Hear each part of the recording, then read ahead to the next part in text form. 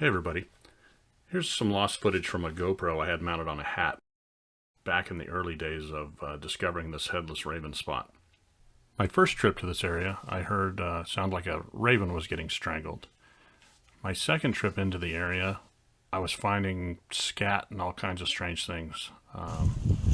So my third time in, I was bringing a camera and I brought my daughter. And when we walked in there, that's when we discovered this raven with no head. So I figured what a better place to put the camera than right above this raven that's already sitting there 3 feet in front of a tree. So I mounted two cameras, one to the north over the raven facing south and one to the south covering the camera to the north. So I had cross coverage and should have been able to see what's going to come and eat this raven.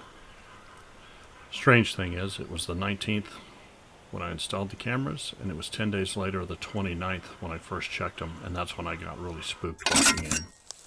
I was by myself, and in 10 days, there was only one video on each camera with nothing there. So I think the camera over the raven had a bee or something trigger it, possibly. The other one, I don't know what triggered it, and it's just strange that 10 days, no wildlife, no birds, no nothing. You can hear birds in the background, but no deer, no anything walking in front of the cameras. And then after that, I continued to check to see when this raven was going to finally get eaten, and it seems like it took forever.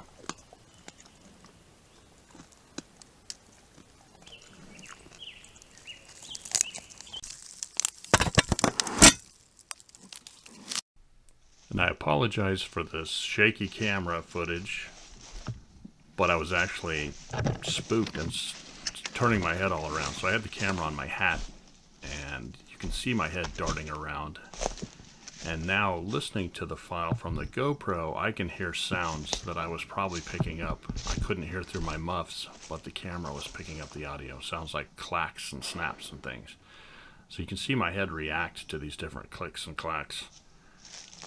But at the time, I'm not hearing them. And I didn't know this till I discovered this footage that I had stashed away and just came across recently. So I just think that's really interesting. On top of the raven never getting touched for a long, long time. I think it finally takes till the third trip out there with the cameras to get some kind of a bear messing with the raven. And he still wouldn't go out in front of the camera. He was kind of reaching around the tree. It was really weird.